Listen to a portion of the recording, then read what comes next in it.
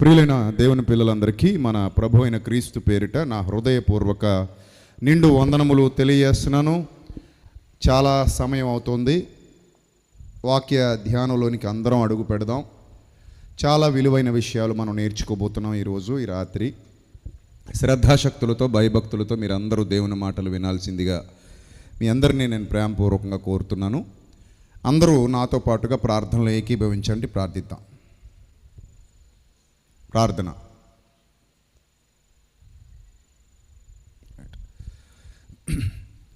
మహాపరిశుద్ధుడు అయిన మా కన్న తండ్రి, మహోన్నతుడ, దయగల దేవ, కృపగల ప్రభువా, మీ పవిత్ర నామానికి స్తుతులు స్తోత్రాలు చెల్లిస్తున్నాం.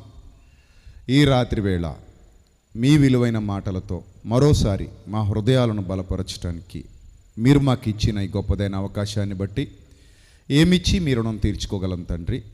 ప్రభువా, మీ పిల్లలు మీ సత్యమును బట్టి అతిశయిస్తూ, మీ సత్యమునందు ఆనందిస్తూ, మీ సత్యములో సంతోషిస్తూ, ఆ సత్యమును వారి హృదయాలలో పదిలిపరుచుకొని కడదాకా నమ్మకస్తులుగా, యథార్థవంతులుగా, నీతిమంతులుగా, ప్రభువా, మిమ్మును విడువని వారుగా, ఎడబాయని వారుగా, మీ కృపలో పాలిభాగస్తులుగా తండ్రి సదాకాలము మీ సన్నిధిలో వర్ధిల్లుతూ నిత్యజీవమును పంటను కోసుకుని వారిగా ఉండడానికి ప్రభువా, ఆలయక సోలయక పరిగెత్తే బిడ్డలుగా తీర్చిదిద్దడానికి ఇక్కడికి మీ పిల్లలందరినీ సమకూర్చి విలువైన జ్ఞాన సంపద వారి హృదయాలలో పోస్తున్నందుకు స్తోత్రం తండ్రి. మీ బిడ్డలను, వారి కుటుంబాలను దీవించండి, ఆశీర్వదించండి. 3వ దినము లోనికి మమ్మల్ని ప్రవేశపెట్టారు. ఇక మా మధ్యలో మరో 3 దినాలు ఉన్నాయి తండ్రి. ఈ 3 దినాలు ఎంతో ఆనందంగా, సంతోషంగా మీ సన్నిధిలో గడుపుతున్నాం.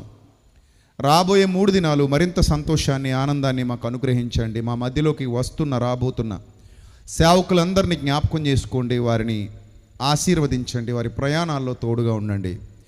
ఈ పనిలో నాతో పాటు పాలిభాగస్తులుగా, సహకారులుగా నిలబడిన ప్రతి కుటుంబాన్ని దీవించండి. రెట్టింపు ఆశీర్వాదాన్ని ఆ బిడ్డలకు అనుగ్రహించమని వేడుకుంటూ, ఇక్కడున్న సేవకుల్ని, వారి సంఘాలని, అలాగే గాయకుల్ని, వారి యొక్క పరిచర్యను, మా టెక్నికల్ టీం అంతటిని ప్రభువా దీవించి ఆశీర్వదించమని, వచ్చిన బిడ్డలను, లైవ్లో వీక్షిస్తున్న బిడ్డలను కూడా మీ కాపుదల్లో వర్ధిల్లింపజేయమని వేడుకుంటూ, మీ దీన సేవకునిగా నాకు మీ ఆత్మశక్తిని, బలాన్ని అనుగ్రహించి మీ పిల్లలతో మాట్లాడుటకు తగిన జ్ఞానాన్ని ఇవ్వమని వేడుకుంటూ, యేసు క్రీస్తు ప్రభు వారి దివ్యనామంలో ఈ ప్రార్థన మనవులు సమర్పించి మీ యొద్ద నుండి తిరిగి పరలోకపు జవాబు పొందుకుంటున్నాం మా కన్న తండ్రి. ఆమెన్. ప్రియమైన దైవ జనాంగమా, మీ అందరికీ మన ప్రభు అయిన క్రీస్తు నామంలో మరోసారి వందనాలు తెలియజేస్తున్నాను. చాలా జాగ్రత్తగా మీరు ఈరోజు వాక్యం వినాలి.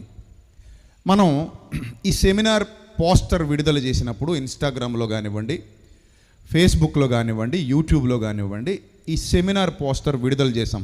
ఫస్ట్ జనవరి 12 నుండి 17 వరకు సత్యవాక్య పండుగలు జరుగుతాయి అని విడుదల చేశాం.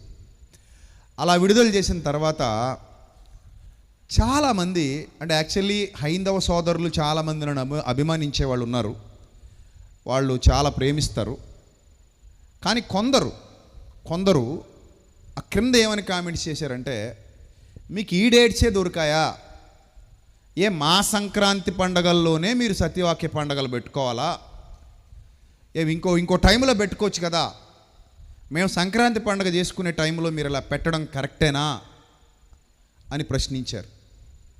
అప్పుడు వాళ్ళతో నేను అన్నాను, అమ్మా, సంక్రాంతి పండగ మీదే అని నువ్వు నాతో వాదించి గెలవలేవు, కానీ సంక్రాంతి పండగ నాదే అని నేను నీతో వాదించి గెలవగలను. నా పాయింట్ మీకు అర్థమవలేదు అనుకుంటా. సంక్రాంతి పండగ నీదే అని నువ్వు వాదించి గెలవలేకపోవచ్చు, కానీ నేను నాదే అని వాదించి గెలవగలను. కాబట్టమ్మా, పబ్లిక్ హాలిడేస్ కాబట్టి మా పిల్లలందరూ రావడానికి అవకాశం ఉంటుంది, కాబట్టి మా పిల్లలందరూ వచ్చి దేవుని వాక్యం వినేందుకు, యూనివర్సల్ కదా పబ్లిక్ హాలిడేస్ అనేవి, అందరికీ ఉంటాయి, కుల మతాలకు అతీతంగా ఉంటాయి పబ్లిక్ హాలిడేస్.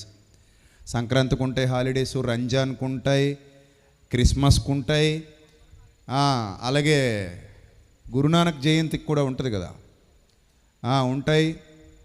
సో కాబట్టి మతాలకు అతీతంగా ప్రభుత్వాలు పనిచేస్తాయి. ప్రభుత్వ సెలవు దినాలు మతాలకు అతీతంగా అందరికీ సమానం, అందులో అందరికీ సమానంగా ఉంటాయి. ప్రతి సంవత్సరం ఈ సెలవు దినాలు, ఎండాకాలం అంటే ఈ గుబులు వచ్చేస్తుంది, ఉండలేము, ఉదయం సాయంత్రం కూడా ఇక్కడే ఉండాలి. శీతాకాలం అంటే చాలా బాగుంటుంది, పీస్ఫుల్గా ఉంటుంది వాతావరణం, గుబులు రాదు, ఇబ్బంది పడక్కర్లేదు. అదే ఎండాకాలం అయితే ఈ వేదిక మీద నుండి మనం తుడుచుకుంటూ చెప్పాలి, మీరు కూడా తుడుచుకుంటూ వినాలి. ఇక్కడ ఉండలేము, ఫ్యాన్లు కూలర్లు అమ్మో చాలా పెట్టాలి కదా. ఎండాకాలం అయితే ఓన్లీ నైటే చేయగలం, పగలు చేయలేము ఎండాకాలం. ఈ సీజన్లో అయితే ఎప్పుడు కూడా చేయొచ్చు, పగలు కూడా పెట్టుకోవచ్చు కదా. రెండోది మనకి ఈ సంక్రాంతి సెలవులు అందరికీ ఖాళీ, అందరికీ హాలిడేస్ ఉంటాయి చాలా వరకు, అంటే 90% ఉంటాయి హాలిడేస్. మ్యాక్సిమం ఈ 10 days రావడానికి పోవడానికి బాగుంటుందన్న ఆలోచనతో పెట్టామమ్మా. కాకపోతే ఒక హిస్టరీ మాట్లాడుకుంటే, హిస్టరీ అంటే చరిత్ర మాట్లాడుకుంటే అమ్మా, చరిత్రలో అసలు ఈ పండగలు ఎలా వచ్చాయి, ఈ పండగ సంక్రాంతి అనే పండగ అసలు దీని మూలాలేంటి, ఈ హిస్టరీలో దీనికి సంబంధించినటువంటి విధానాలు ఏమైనా ఉన్నాయా అని వెతికితే అసలు ఈ పండగ ఎందుకు చేసుకుంటారంటే, గత కాలంలో అంటే మన పూర్వ దినాలలో, అంటే శాస్త్ర సాంకేతిక రంగాలు సరిగా అభివృద్ధి చెందనటువంటి దినాలలో మన రైతులు, మొట్టమొదటి వృత్తి ఏది ప్రపంచంలో? రైతు. మొట్టమొదటి రైతు ఎవరు ఈ ప్రపంచంలో? ఆదాము. ఆదాము ఏం పని చేశాడు? డ్రైవింగ్ చేశాడా? మరి ఏం చేశాడు? వ్యవసాయం చేశాడు. ఆదాము ఫస్ట్ రైతు, first farmer in the world.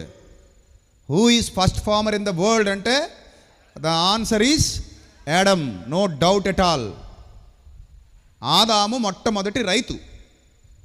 కాబట్టి ఈ ప్రపంచంలో పంట పండేది సంవత్సరానికి ఒక్కసారే ఉండేది. సంవత్సరానికి ఒక్కసారి పంట వచ్చేది చేతికి. 365 రోజులు కష్టపడితే 365 రోజుల కష్టానికి గాను ఒక్కసారి పంట తెచ్చుకొని హ్యాపీగా ఫీల్ అయ్యేవారు. అలా హ్యాపీగా ఫీల్ అయ్యే టైంలో పండగ స్టార్ట్ అయింది. అంటే పండగ జరగడానికి కారణం ఎవరు అంటే పంట. బాగా అర్థం చేసుకోండి. ఎండలు కాసేది ఎందుకురా, వానలు కురిసేటందుకురా.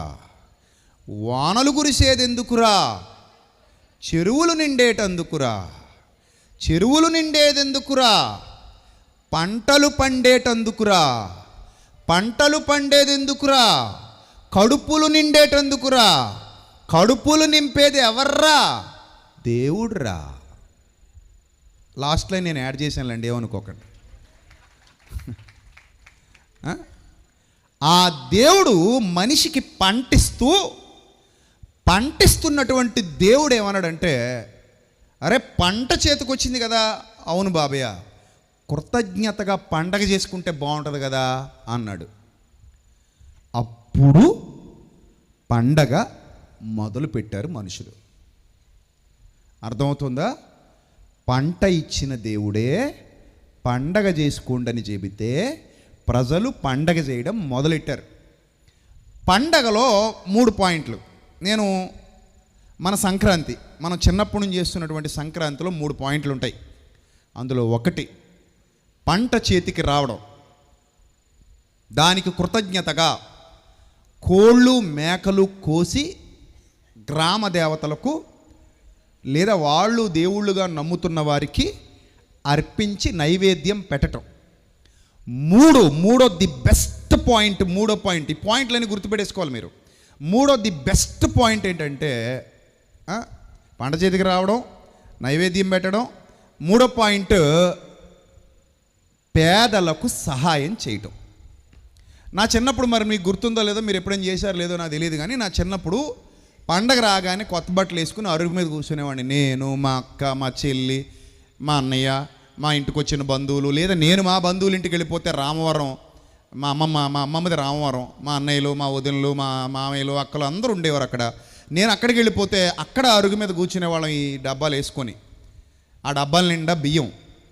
ఆ బియ్యం కోసం బారులు తీరేవారు, లైన్లు. చాలామంది యాచకులు వచ్చేవారు. మేము పిల్లలందరూ కూర్చొని ఆ బియ్యం తీసి వేస్తూ ఉంటే వాళ్ళు ఆనందంగా సంతోషంగా తీసుకుని వెళ్ళిపోయేవారు. మా చిన్నప్పటి సంక్రాంతి అలా ఉండేది. ఇది మూడోది, దానం చేయడం. ఎన్ని పాయింట్లు చెప్పాను మీకు? పాయింట్ నెంబర్ 1 పంటలు చేతికి రావడం. పాయింట్ నెంబర్ 2 దేవుళ్లకు దేవతలకు నైవేద్యాలు పెట్టడం. పాయింట్ నెంబర్ 3, బేదలకు సహాయం చెయ్యడం. ఇది పండగలో భాగం. గొడ్లిప్పుకుని ఎగరటాలు అయ్యి లేవు. తర్వాత ఒళ్ళు కొవ్వెక్కి పెట్టుకున్నవి అవి అవి లేవు ఎప్పుడును. పండగ అంటే ఏంటంటే అందరికీ పండగ, ఒకడికి కాదు. పండగ అంటే డబ్బున్నోడికి పండగే. ఈ దానాలు ధర్మాలు చేయడం వల్ల డబ్బు లేనోడికి కూడా పండగే. అప్పుడు పండగలో ఇద్దరూ ఆనందించేవారు. డబ్బున్నోడు ఆనందించేవాడు, డబ్బు లేనోడు కూడా ఆనందించేవాడు. సో అలాంటి ఒక వాతావరణం క్రియేట్ చేసుకోమని చెప్పింది ఎవరో కాదు, సాక్షాత్తు దేవుడు. ఎప్పుడు జరిగింది ఇది చరిత్రలో? ఎప్పుడు జరిగింది ఇది చరిత్రలో అని మనం ఆలోచిస్తే ఒకసారి చూద్దాం. అసలు కోతకాలం అనే పాయింట్ ఏదైతే ఉందో చాలా మంచిదండి. కోతకాలము, అది కాలం అంటది. ఏంటది? కోత కాలము. ఇప్పుడు 2 కాలాలు వచ్చాయి, కోతకాలాలు. ఇప్పుడు ప్రజెంట్ సిచ్యువేషన్లో 2 కాలాలు వచ్చాయి. ఎందుకు? రబీ ఖరీఫ్ అని 2 పంటలు వచ్చేసాయి కాబట్టి. రబీ ఖరీఫ్ అని 2 పంటలు వచ్చేసాయి. కానీ మన పూర్వీకులు, మన తాత ముత్తాతలందరికీ ఒకటే పంట. సంవత్సరం అంతా కష్టపడితే ఒక పంట చేతికి వచ్చేది. ఆ పంటే వాళ్ళకి దీవెన, ఆ పంటే వాళ్ళకి ఆశీర్వాదం. పండితే ఆనందం, పండకపోతే అరే ఇంకా ఆ సంవత్సరం అంతా కరువే. ఎన్ని కరువులు వచ్చేసేవో పాతకాలంలో. యాకోబు కాలంలో కరువు, అబ్రహాం కాలంలో కరువు, ఇస్సాకు కాలంలో కరువు, యోసేపు కాలంలో కరువు. ఎన్ని కరువులు. ఆ తర్వాత కూడా కరువులు. ఇశ్రాయేలీల కాలంలో ఎన్నో కరువులు ఈ ప్రపంచం చూసింది కదా. కరువులు. ఆఫ్రికాలో నేటికి కరువు ప్రాంతాలు ఉన్నాయి.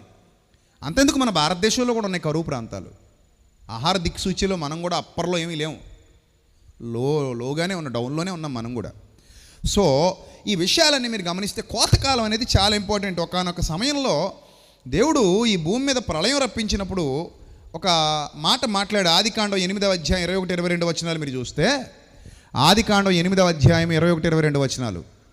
అప్పుడు యెహోవా ఇంపైన సువాసనను ఆగ్రహించి, ఇక మీదట నరులను బట్టి భూమిని మరలా శపించను. ఎందుకనగా నరుల హృదయాలోచన వారి బాల్యము నుండి చెడ్డది. నేను ఇప్పుడు చేసిన ప్రకారం ఇకను సమస్త జీవులను సంహరింపను. భూమి నిలిచి ఉన్నంత వరకు వెదకాలము, కోతకాలము, శీతోష్ణములు, వేసవి శీతాకాలములు, రాత్రింబగళ్ళు ఉండక మానవని తన హృదయములో అనుకొనెను. ఏ కాలం అన్నాడు అక్కడ పైన? వెదకాలం ఒకటి ఉందట, కోతకాలం, అది ఆశీర్వాద కాలం, కృతజ్ఞత, అసలు దీవెనది. ఇప్పుడు మీకంటే అర్థం అవట్లేదు కానీ ఉద్యోగాలు చేసేవాళ్ళు ఎంతమంది ఉన్నారు ఇక్కడ? ఉద్యోగాలు చేసేవాళ్ళు ఎంతమంది ఉన్నారు? చేయి చూపించండి. నెల జీతం తెచ్చుకునేవాళ్ళు అండి. నెల జీతం ఏ రోజు కూలి ఆ రోజు వచ్చేవాళ్ళు కదా. నెలకు ఒకసారి మీకు జీతం వస్తుంది. అలాంటి వాళ్ళు చేతులు ఎత్తండి. నాకు నెలకు ఒకసారి వస్తాయి డబ్బులు అన్నవాళ్ళు. అది మీకు పండగ కాదు, మీకు పండగ కాదు అది.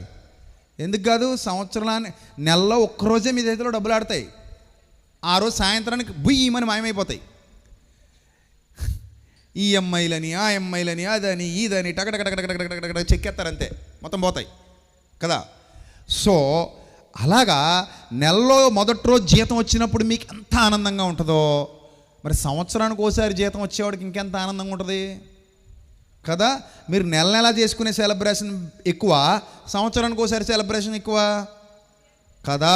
సంవత్సరానికి ఒకసారి చేసుకునేదే ఎక్కువ. ఎందుకంటే సంవత్సరానికి ఒకసారి వస్తుంది ఇంక పంట. ఇక మిగిలిన 11 నెలలు ఏముండదు, అంతా పెట్టుబడే. మిగిలిన 11 నెలల్లో పెట్టుబడి. ఆ 12వ నెలలో ఒకే ఒక్కసారి పంట చేతికి రావడంతో ఆనందోత్సాహాలలో మునిగిపోతాడు రైతు కదా. అది కోతకాలము అంటారు దాన్ని. చాలా ప్రీసియస్ టైం, అది చాలా ప్రీసియస్ టైం కోతకాలం అనేది. ఈ కోతకాలాన్ని గురించి మరొక మాట మనం చూస్తే యెహోషువ గ్రంథం 3వ అధ్యాయం 14వ వచనంలో కూడా కోతకాలాన్ని గురించి ఒక మాట ఉంటుంది చూడండి. యెహోషువ గ్రంథం 3వ అధ్యాయం 14వ వచనం. కోతకాలమందు, రెఫరెన్సెస్ మీరు స్పీడ్గా ఉండాలమ్మా. కోతకాలమందు యోర్ధాను దాని గట్లన్నిటి మీద పొర్లిపారును. ఏ కాలంలో నదులు పారుతాయట? కోతకాలమంతయు యోర్ధాను దాని గట్లన్నిటి మీద పొర్లిపారును. నిబంధన మందసం మోయి యాజకులు జనులకు ముందుగా వెళ్ళగా యోర్ధాను దాటుడికై జనులు తమ గుడారములలో నుండి బయలుదేరి. అంటే కోతకాలం అంతయు కూడా యోర్ధాను ప్రవహిస్తూనే ఉంటుందట. అంత సమృద్ధి ఉంది ఆ దేశంలో. అది చెప్తున్నాడు అక్కడ. మరో రెఫరెన్స్ మనం చూస్తే సామెతల గ్రంథం 6వ అధ్యాయం 8వ వచనం కూడా చూడండి. కేవలం మనుషులకు మాత్రమే కాదు ఇక్కడ పండగ, చీమలకు కూడా పండగ అంట. ఎవరికి పండగ? చీమలకు కూడా అప్పుడే పండగ అంట. ఎందుకు చీమలకు అప్పుడు పండగ? చదవండి, ఆ వచనం చదవండి. సామెతల గ్రంథం 6వ అధ్యాయం 8వ వచనం చదవండి. అవి వేసవి కాలమందు ఆహారము సిద్ధపరచుకొనును, కోతకాలమందు ధాన్యము కూర్చుకొనును. అంటే వీటికి కూడా పండగ. ఏటికి? చీమలకు కూడా పండగ. ఎందుకంటే వాటికి కూడా ఆహారం దొరికేది అప్పుడు. అందుకే పుట్టలు వచ్చాయి. చీమ కూడా ఆలోచించి ఇంక పని అవదని పొట్టేట్టు ఉంటుంది. ఎందుకు మరి? చిన్న జీవి కదా.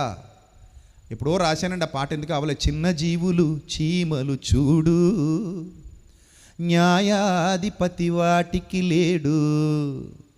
ఎప్పుడో రాశాను అది పాట, కానీ నేను దాన్ని డెవలప్ చేయలేదు, బయట తీసుకురాలేదు.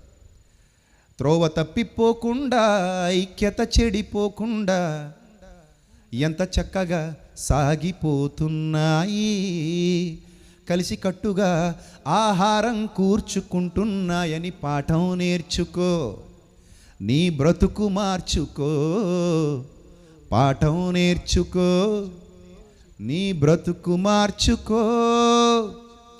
చిన్న జీవులు చీమలు చూడు, న్యాయాధిపతి వాటికి లేడు.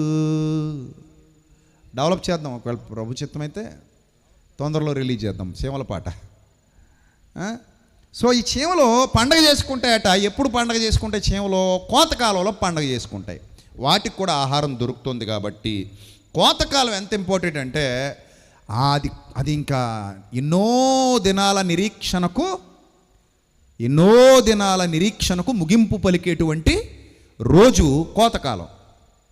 అన్ని రోజులు ఎదురు చూసి అప్పుడు రెడీ అవుతారు. పనిలో ఉండాలి. ఇంకా అప్పుడు ఇంకా బతికించడానికి కుదరదు, ఎందుకంటే కోసుకుని ఇంటికి తెచ్చేసుకోవాలి. అందుకే ఇంకో వచనం కూడా రాయబడింది అదే సామెతల గ్రంథంలో. సొలొమోను జ్ఞానాన్ని నేర్పిస్తూ 10వ అధ్యాయం 5వ వచనంలో అంటాడు. చదవండి ఒకసారి. సామెతల గ్రంథం 10వ అధ్యాయం 5వ వచనం. వేసవి కాలమున కూర్చువాడు బుద్ధిగల కుమారుడు, కోత కాలమందు నిద్రించువాడు సిగ్గుపరిచే కుమారుడు. అంటే పనికి మాలిన ఎదవా అని తిడుతున్నాడు వాళ్ళ నాన్న. వాళ్ళ నాన్న తిడుతున్నాడండి. ఎందుకు తిడుతున్నాడు? అరే కోతకాలంలో మనం నిద్రపోకూడదురా, సోమవారతనంతో ఉండకూడదు. కోతకాలంలో ఏం చేయాలి? అరే కష్టపడి పని చేసి తెచ్చేసి చీమలకున్న బుద్ధి మనకు ఉండకపోతే ఎట్టా అని తిడుతున్నాడు అనమాట వాళ్ళ నాన్నగారు. కోతకాలమందు నిద్రించువాడు ఏ కుమారుడంట? సిగ్గుపరుచు కుమారుడు అంటున్నాడు. సో కోతకాలం అంటే పండగ కాలం అండి అది. యెషయా గ్రంథం 9వ అధ్యాయము 3వ వచనం చదువుదాం. యెషయా గ్రంథం 9వ అధ్యాయము 3వ వచనం చదువుదాం. అందరు తీయాలి బైబిల్. నేర్చుకోండి, బైబిల్ బాగా నేర్చుకోండి. చదవండి, నేర్చుకోండి, ఆలోచించండి, అన్నీ లాజికల్గా థింక్ చేయండి, వెతకండి. మీరు ఎదుగుతారు, వర్ధిల్లుతారు, ఆత్మీయంగా ఫలిస్తారు, దీవించబడతారు. చదవండి, ఏముంది? యెషయా గ్రంథం 9వ అధ్యాయం 3వ వచనం. నీవు జనమును విస్తరింపజేయుచున్నావు, వారి సంతోషమును వృద్ధిపరుచుచున్నావు, కోతకాలమున మనుష్యులు సంతోషించున్నట్లు అని ఉంది అక్కడ. ఏంటట? కోతకాలమున మనుష్యులు సంతోషించున్నట్లు. నిజమే కదా. మన గాదుల్లోకి ధాన్యం వస్తుంది, మన ఇంట్లోకి కష్టపడిన డబ్బులు వస్తున్నాయి, మనం కష్టపడింది తెచ్చుకోగలుగుతున్నాం. ఇన్ని రోజుల కష్టమంతా ఆ ఫలితం చూసినప్పుడు మర్చిపోతాం, మన ప్రయాసం మర్చిపోతాం. అందుకే కోతకాలమున మనుషులు ఏం చేస్తారటమ్మా? సంతోషిస్తారు. కోతకాలమున మనుషులు ఏం చేస్తారు? సంతోషిస్తారు. ఇప్పుడు ఈ పండగ ఎలా స్టార్ట్ అయిందో చెప్తున్నాను, వినండి. ఇవన్నీ వినేశారు కదా. కోతకాలం గొప్పతనం మీకు అర్థమైపోయింది కదా. కోతకాలం ఔన్నత్యం మీకు అర్థమైపోయింది కదా. అర్థమైందా?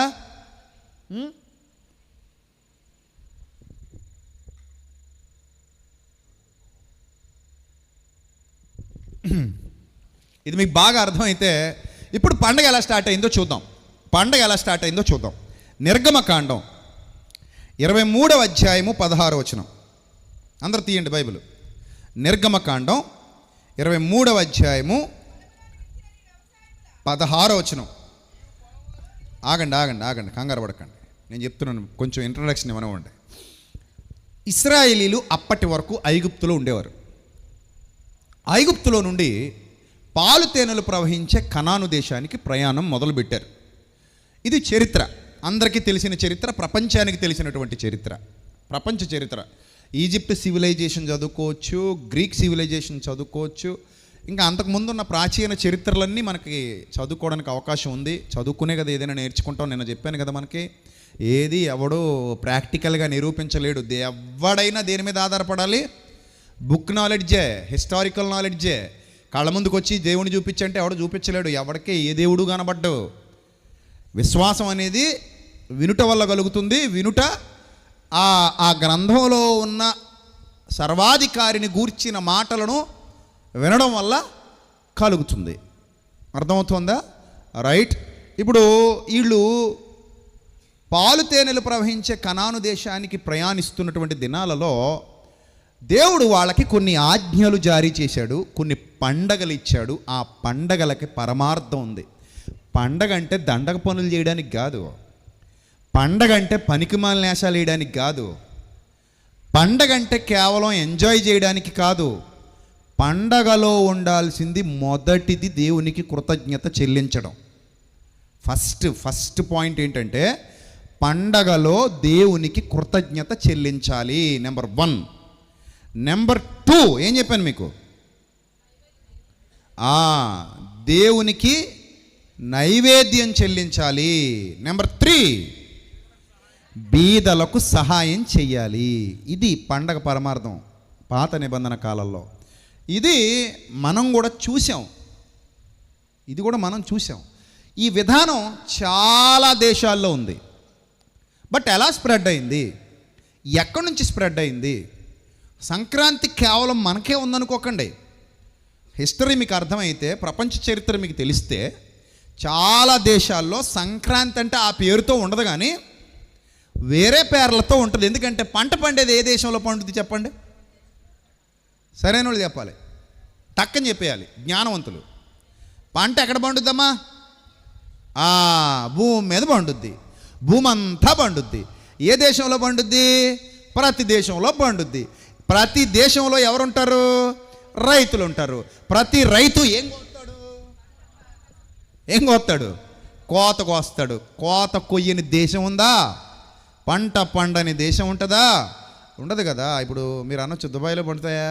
దుబాయ్లో కూడా పండుతున్నాయి. నేను ఇలా పొలాల్లో కూడా ఇలా దుబాయ్లో, కువైట్లో పొలాల్లో పని చేస్తున్నారు మన తెలుగుళ్ళే, దుబాయ్లో పొలాల్లో పని చేస్తున్నారు మన తెలుగుళ్ళే, ఖతార్లో కూడా పొలాలు ఉన్నాయి, అన్ని చోట్ల మస్కట్ల, అన్ని చోట్ల అరబ్ కంట్రీస్లో కూడా మట్టి ఎగుమతి చేసుకుంటున్నారు వాళ్ళు. ఇజ్రాయెల్ అయితే పంటలు చూసుకోక్కర్లే, అద్భుతంగా పండిస్తారు వాళ్ళు. మామూలుగా లేదు వాళ్ళ టెక్నాలజీ. చూసి వచ్చాను నేను వెళ్ళే రూమ్లో పడుకోను, వెళ్తే తిరుగుతాను అలా కాలుగాలి పిల్లలాగా. నాకు అసలు ఇష్టం ఉండడం. తొందరగా లేచుకెళ్ళి బయట పడిపోవాలంతే. బయటపడి తిరుగుతూ ఉండాలి. అక్కడ ఏమేమి ఉన్నాయి అన్నీ ఎక్స్ప్లోర్ చేసుకుంటూ తిరుగుతా చూసుకుంటూ నేర్చుకుంటూ ఉండాలి. నిరంతర అన్వేషి అంతే. మరి నిరంతరం ఏదో ఒకటి నేర్చుకుంటూ ఉండాలి మైండ్, లేకపోతే మొద్దుబారిపోద్ది, పనికి రాకుండా పోద్ది. మైండ్కి పని చెప్తుండాలి, ఏదో ఒకటి నేర్చుకోవాలి మనం. అర్థమైందా? సో పంట ప్రతి దేశంలో పండుద్ది. అందరూ పండిస్తున్నారు. అందరూ తినాలంటే ఏం చేయాలి? పండాలి కదా, మరి పండించాలి కదా. సో ఈ పంట పండుతున్న ప్రతి చోట ఇలాంటి ఫెస్టివల్స్ కనబడతాయి. అయితే ఫస్ట్ బిబ్లికల్ హిస్టరీలో చూడండి, మీరు స్క్రీన్ మీద చూస్తారు. ఇండియాలోనేమో పొంగల్, సౌత్ ఇండియాలో రైస్ వచ్చిన తర్వాత పొంగల్, మకర సంక్రాంతి ఏమో నార్త్ ఈస్ట్లో. చూడండి ఎన్ని పండుగలు ఉన్నాయో మీకు స్క్రీన్ మీద కనబడుతున్నాయి. చూడండి, ఇంకొంచెం జూమ్ చేయి, ఇంకా జూమ్ చేయి. కొరియాలో చుసియోక్ అంటారట దాన్ని. కొరియాలో కూడా ఉంది పండగ, సంక్రాంతి పండగ. దాన్ని ఏమంటారు? Korean thanksgiving ancestor worship feasts అన్నాడు. చూడండి, అంటే వాళ్ళ పూర్వీకులకు ఆరాధన చేస్తారు కొరియన్స్. వాళ్ళు థ్యాంక్స్ గివింగ్ చెల్లిస్తారు. ఇది కొరియా. అంటే కొన్ని ఇంకా చైనా, వియత్నాం దాంట్లో మిడ్ ఆట్మన్ ఫెస్టివల్ అంటారు. Moon cakes, lanterns, family reunion ఇవన్నీ ఉంటాయి వాళ్ళకి. అంటే వాళ్ళ పండుగ సెలబ్రేట్ చేసుకునే విధానం. ఇంక ఇండోనేషియా బాలీలో rice harvest venerates the goddess Dewi Sri with flags, bamboo shrines and rice dolls. అంటే వాళ్ళ పండగ విధి విధానాలు, ఎవరిని ఆరాధిస్తారు, ఇండోనేషియాలో బాలీలో ఏ విధంగా వాళ్ళు హార్వెస్ట్ ఫెస్టివల్ జరుపుకుంటారు అనేది మనకి ఇక్కడ కనబడుతుంది. అలాగే థాయిలాండ్లో ఉంది, ఇజ్రాయెల్లో సుక్కోత్ ఉంది, 7 day festivals with building temporary మొత్తం రాశాడు చూడండి. ఘనాలో ఉంది హమావో ఫెస్టివల్. తర్వాత యూరప్లో అమెరికాలో కూడా ఉన్నాయి. జర్మనీలో యూరప్లో కింద చదివి పక్కన చూడండి మీరు, అక్టోబర్ ఫెస్ట్ అని ఉంది. Started as harvest, wedding feast ఇవన్నీ ఉంటాయి. And older traditions like లమాస్ north అమెరికాలో, కెనడాలో, బ్రెజిల్లో ఉంది, ఫిలిప్పీన్స్ ఉంది, అర్జెంటీనా ఉంది. చూసారుగా, ఇంకా అలా చెప్పుకుంటూ పోతే చాలా దేశాల్లో హార్వెస్ట్ ఫెస్టివల్స్ అనేవి ఏమవుతున్నాయి, జరుగుతున్నాయి. సూర్యుడు మావుడు అన్నట్టు ఉంటుంది. సూర్యుడు మావుడు అన్న నాకు ఎలా ఉంటుంది అని బాగుందా? ఏం మనిషి నువ్వు, అప్డేట్ అవరా నాయన, ఎర్రెంగళప్పలాగా ఎంతకాలం ఉంటావు అలాగా. సూర్యుడు మీ వాడు ఏందిరా నాయన, సూర్యుడు అందరివాడు. సూర్యుడు అందరివాడు. అలాగే కోతకాలం అందరిది. కోత ఎవడు కోసుకుంటే ఆడికి వస్తుంది పంట. పంట వచ్చిన ప్రతోడు పండగ చేసుకుంటాడు. పండగ అంటాం అంటే అచ్చ తెలుగులో ఏంటి, పండగ, హార్వెస్ట్ ఫెస్టివల్ కదా. రైట్. సో ఫస్ట్ దీన్ని నిర్గమకాండంలో మనం చూస్తాం. నిర్గమకాండం 23వ అధ్యాయము 16వ వచనం చూడండి జాగ్రత్తగా అందరూ. నిర్గమకాండం 23వ అధ్యాయము 16వ వచనం. నీవు పొలములో విత్తిన నీ వ్యవసాయముల తొలి పంట యొక్క కోత పండుగను. 3 పండగలండి ఇశ్రాయేలీలకు ఉన్నటువంటి అత్యంత ప్రాశస్త్యం కలిగినటువంటి పండగల్లో 3 పండగలు మనకు కనబడతాయి. అందులో మొదటిది పస్కా పండగ. ఈ పస్కా పండగ ఏదైతే ఉందో, ఈ పస్కానే పులియని రొట్టెల పండగ అని కూడా అంటారు. అర్థమైందా? ఇక రెండో పండగ గురించే ఇప్పుడు మనం చదువుకుంటున్నాం. ఈ రెండో పండగ పేరు ఏం పేరు? కోత పండగ. మూడో పండగ ఫల సంగ్రహపు పండగ. దాన్నే పర్ణశాలల పండగ అంటారు, లేకపోతే గుడారాల పండగ అంటారు. మొత్తం 3 పండగలు. ఒకటేమో పస్కా, రెండోది కోతకాల పండగ, మూడోది పర్ణశాలల పండగ లేదా గుడారాల పండగ. ఈ 3 పండగలు ఇశ్రాయేలీలు మస్ట్ అండ్ షుడ్గా ఆచరించేవారు. ఆ పండగల విధి విధానాలు వేరు, ఆ పండగల పద్ధతులు వేరు. అదంతా బైబిల్ హిస్టరీ. మీరు బాగా చదివితే బైబిల్ హిస్టరీ అర్థం చేసుకుంటే అవన్నీ మనం ఒకటొకటి నేర్చుకుంటూ రావచ్చు. సరే, ఈరోజు టూకీగా మీకు కొన్ని విషయాలు చెప్తాను వీటిని అర్థం చేసుకునేందుకు. మనం ఇప్పుడు పస్కా గురించి మాట్లాడుకోవట్లేదు, ఫల సంగ్రహపు పండుగ గురించి మాట్లాడుకోవట్లేదు, పర్ణశాల పండుగ గురించి మాట్లాడుకోవట్లేదు, కానీ కోతకాలపు పండుగ గురించి మాట్లాడుకుంటున్నాం. ఈ కోతకాలపు పండుగ అనేది ఎలా ఉంటుందంటే చూడండి, నిర్గమకాండ 23:16 పూర్తిగా చదవండి ఒకసారి. నీవు పొలములో విత్తిన ఆ తొలి పంట, వ్యవసాయముల తొలి పంట యొక్క కోత పండగ, పొలములో నుండి నీ వ్యవసాయ ఫలములను నీవు కూర్చుకున్న తర్వాత సంవత్సరాంతమందు ఫల సంగ్రహపు పండగ. 2 పండుగలు ఉన్నాయి ఇక్కడ. కోత పండుగ ఉంది, ఫల సంగ్రహపు పండగ. సంవత్సరమునకు 3 మార్లు పురుషులందరూ ప్రభువైన యెహోవా సన్నిధిని కనబడాలి. మొత్తం 3 పండుగలు. 3 పండుగల్లోనూ పురుషులందరూ కనబడాలి. కోత పండగ కనబడాలి, తర్వాత ఫల సంగ్రహ పండగ కనబడాలి, పస్కా పండగకి కనబడాలి. ఇలా 3 పండుగలు ఇశ్రాయేలీల మధ్యలో జరుగుతున్నట్టుగా మనకి ఇక్కడ కనబడుతుంది. ఇందులో హార్వెస్ట్ ఫెస్టివల్స్ 2. అందులో కోతది, ఫల సంగ్రహం. అంటే కోత పండగ. ఈ కోత పండగనే మరో పేరుతో పిలుస్తారు. ఏమని అంటారంటే వారాల పండగ అంటారు. నిర్గమకాండం 34వ అధ్యాయం 22వ వచనం. నిర్గమకాండం 34వ అధ్యాయం 22వ వచనం చదువుదాం. మరియు నీవు గోధుమల కోతలో ప్రథమ ఫలముల పండగ అనగా వారముల పండగ, సంవత్సరాంతమందు పంట కూర్చు పండగ ఆచరించాలి. చూసారా, ఆ వారాల పండగ, సంవత్సరాంతమందు ఏం పండగట? పంట కూర్చు పండగను ఆచరించాలి. దీన్నే వారాల పండగ అంటారు, కోత పండగ అంటారు.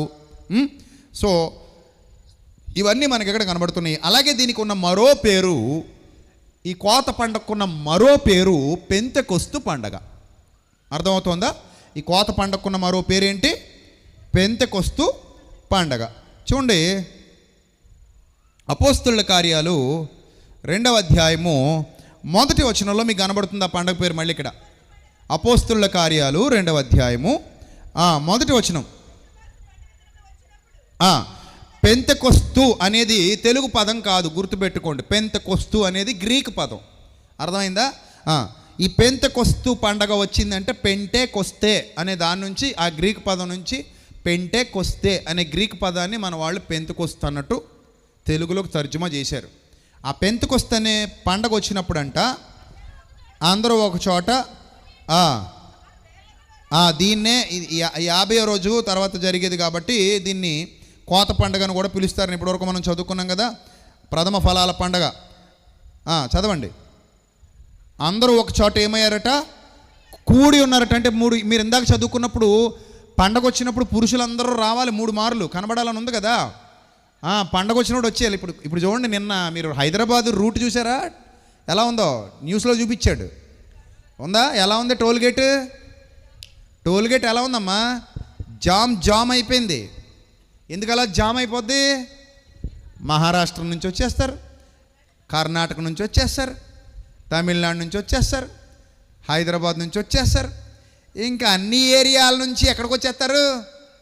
వలసపోయిన వాళ్ళందరూ పండగకి వెళ్తున్నామండి. ఎక్కడికి వస్తున్నారండి? పండగకి వస్తున్నారండి. అంతేనా? ఎక్కడికి వస్తున్నారు? పండగకి వస్తున్నారు. మరి ఆ ఇశ్రాయేలీలు కూడా ఎక్కడికి వచ్చేవారు? పండగకి వచ్చేవారు. ఎక్కడెక్కడి నుంచి వచ్చారు పండక్కి? ఎక్కడెక్కడి నుంచి వచ్చారు పండక్కి? అపోస్తలుల కార్యాలు 2వ అధ్యాయం చదవండి అమ్మా. పండక్కి ఎక్కడెక్కడి నుంచి వచ్చారో తెలుస్తుంది. అందులో పేర్లు చదివేంటి? టకటక పార్తీలు చూడండి, 2:9. అపోస్తలుల కార్యాలు 2:9. పార్తీలు, మాదీలు, యలమీలు, మొసపుతొమియ, యోదయ, కప్పదొకియ, పొంతు, ఆసియా, పృగియ, పంపులియ, ఐగుప్తు. అంటే ఇన్ని దేశాలకే వలస వెళ్ళిపోయారు అనమాట వీళ్ళందరూ.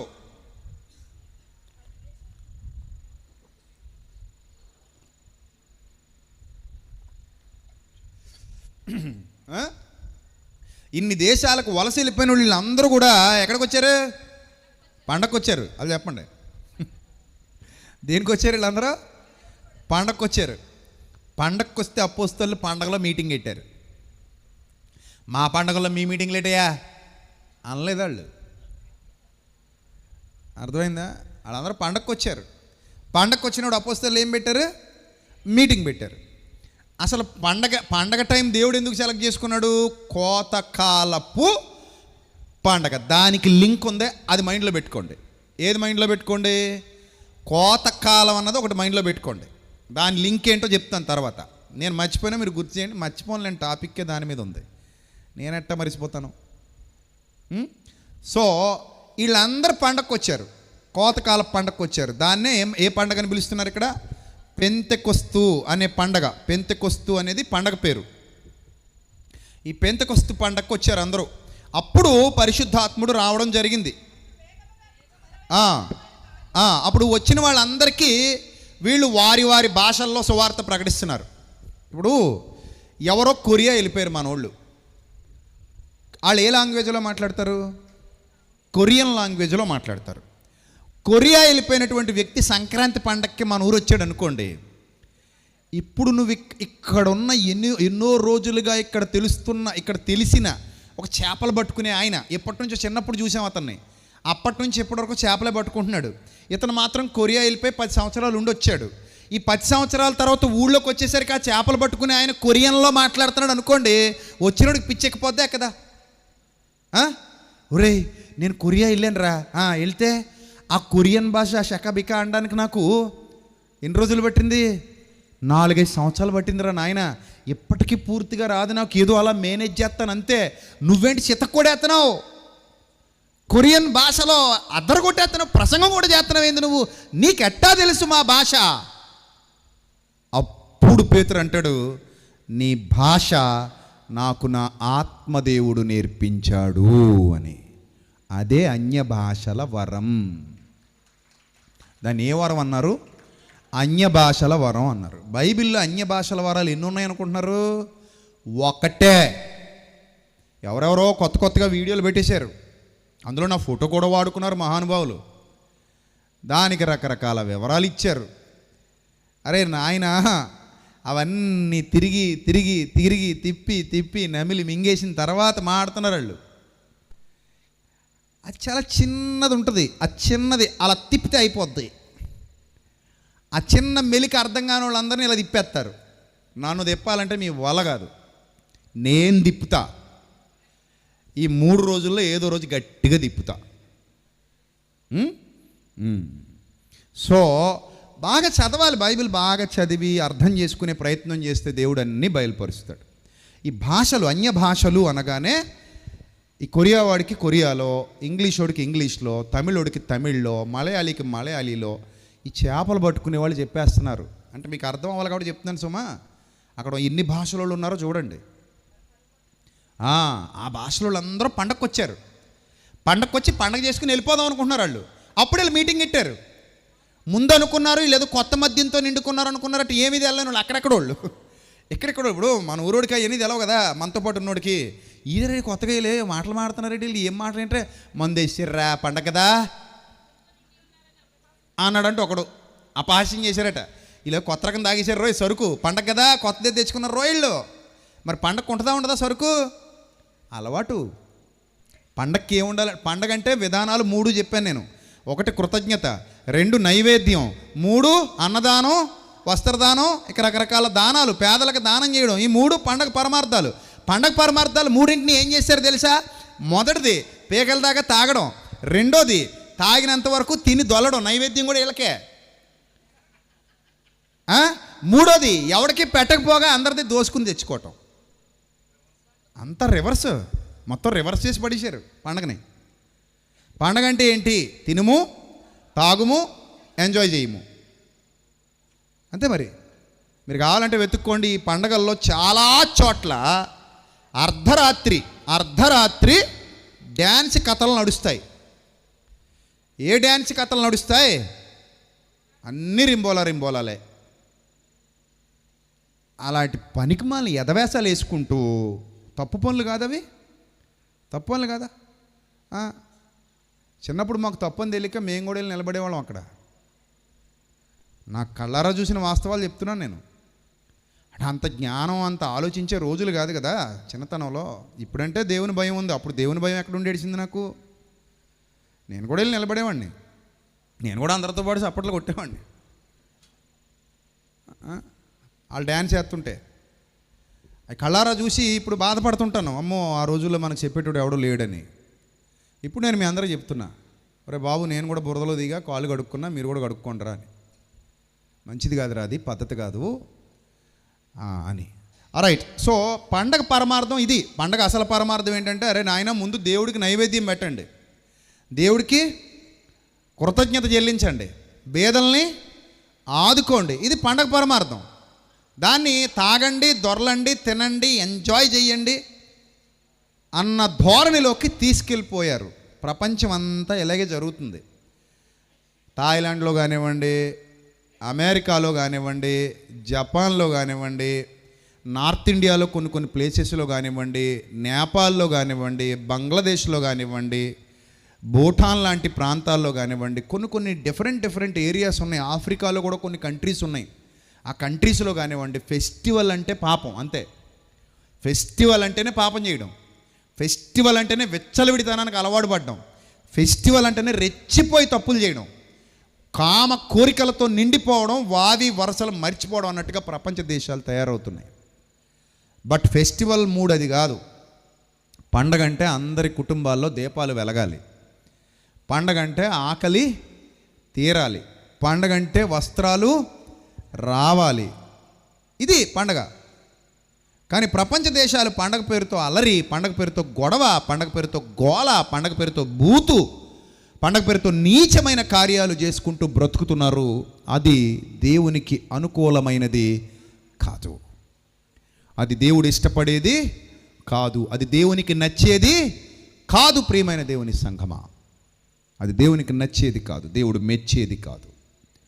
అయితే ఇప్పుడు దేవుడు ఏం చెప్పాడో చూద్దాం.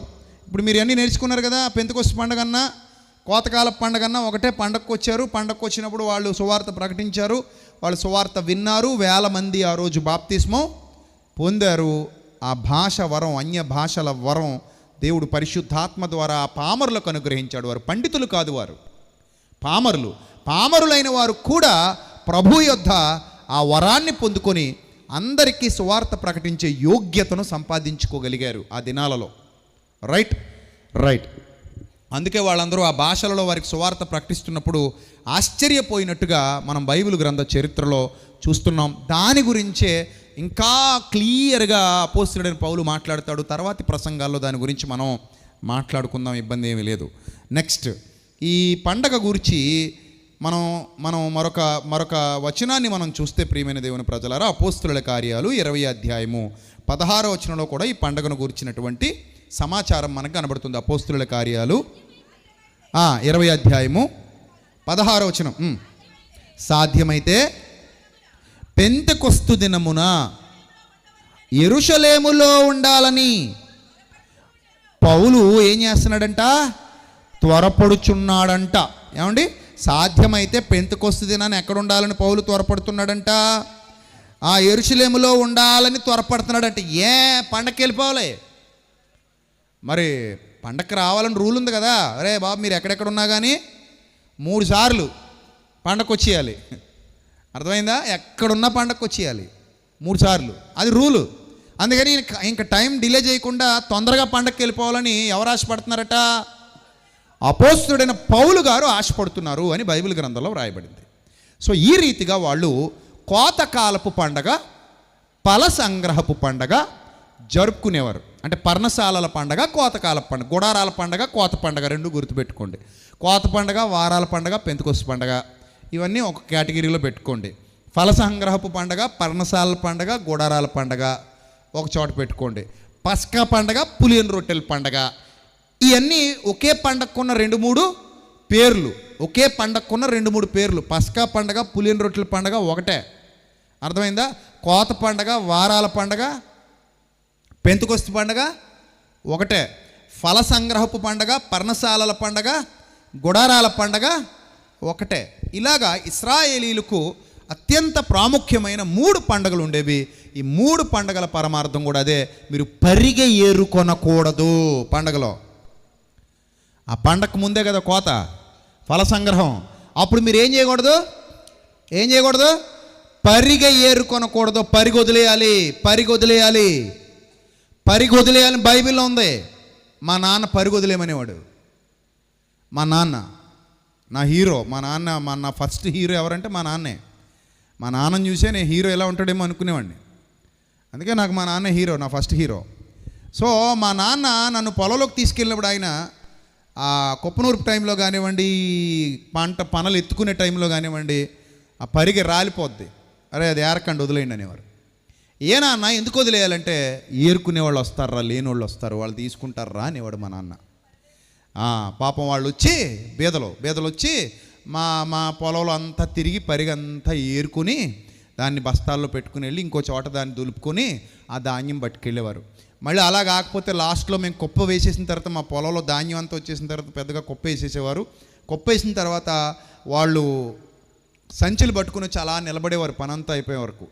అప్పుడు మా నాన్నగారు నా చేతికి చాటిచ్చి, అరే కొంచెం వాళ్ళకి పెట్టారా చిన్న అనేవాడు. అప్పుడు నేను వాళ్ళకి కొంచెం చాటతో ఒక్కొక్కరికి పోస్తుంటే వాళ్ళు సంతోషంగా పట్టుకుని భుజాన వేసుకుని వెళ్ళేవారు. నా చిన్నతనంలో ఉండేవి, ఇప్పుడు లేవు. ఇప్పుడు అంతా కమర్షియల్, దరిద్రగొట్టేదో వాళ్ళు అయిపోయారు అందరూ. పేదోడికి పెట్టేవాడు ఎవడున్నాడు ఇప్పుడు అంతా కమర్షియల్, అంతే కదా. అప్పుడు నిజంగానే అలా కట్టుకుని వెళ్ళారనుకోండి, ఎవరైనా కుప్ప దగ్గరికి పెడతారా? వెళ్ళే చేతులు ఖాళీ లేవు.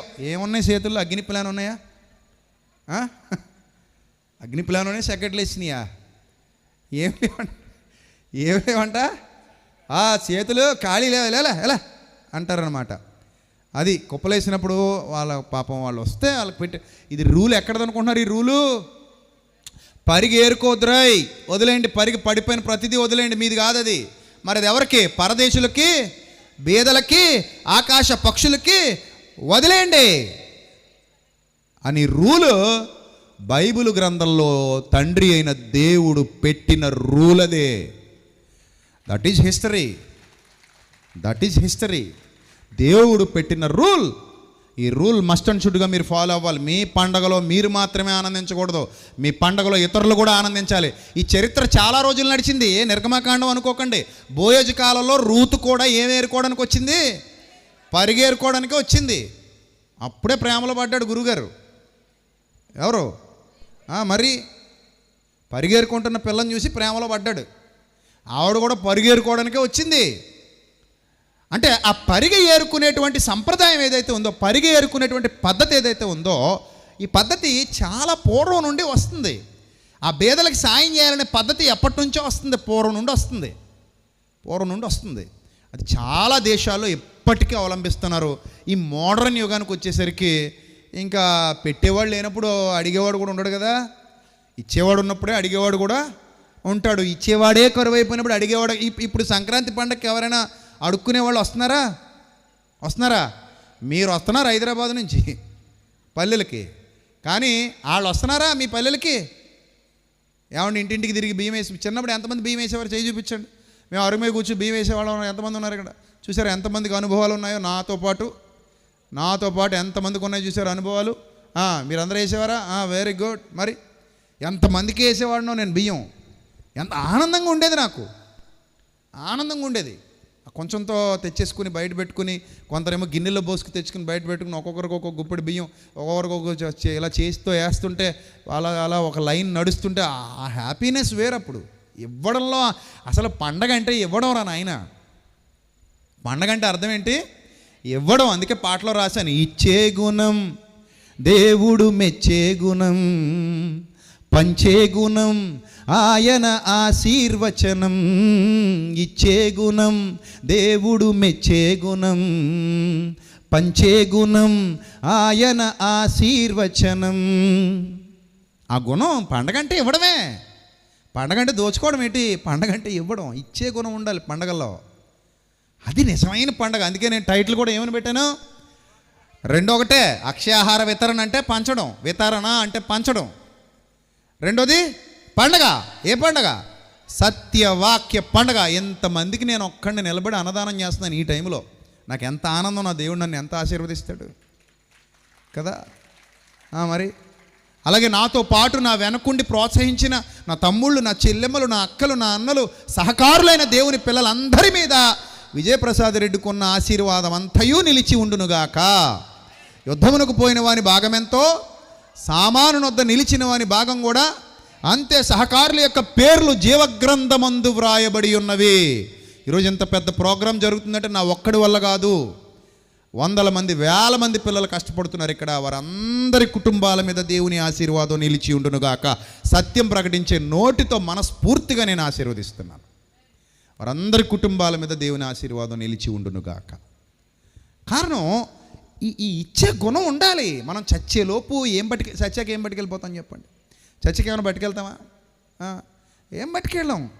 కానీ సంతృప్తి చూడండి, ఇంటికి వెళ్ళిన తర్వాత ఎంత ఆనందంగా నిద్రపోతామంటే, అరే వేల మందిని దేవుని వాక్యంతో కట్టే ఆత్మీయ ఆశీర్వాదాన్ని ఇచ్చే ఒక అద్భుతమైన దానం, సువార్త, కృపాదానం, జ్ఞానదానం, అన్నదానం